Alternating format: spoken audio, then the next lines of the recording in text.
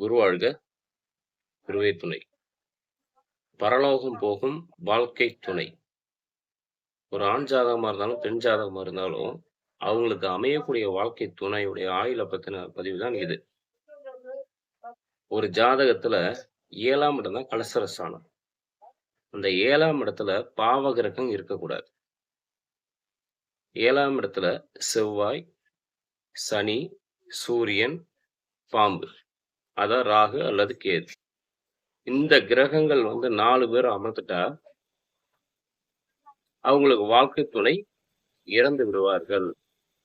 ஒன்றுக்கு மேற்பட்ட வாழ்க்கை துணைய குடுத்துரும் அப்படின்னு சொல்லலாம். இது ஆண் ஜாதகத்திலயும், பெண் ஜாதகத்திலயும் இந்த விதி பொருந்தும்.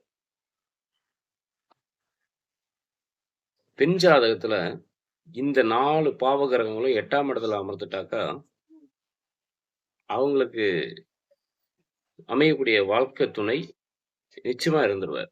மாற்று கருத்து கிடையாது. அத புலிப்பாணி நூல்ல புலிப்பாணி சித்தர் பிரமாதமா சொல்லியிருப்பார்.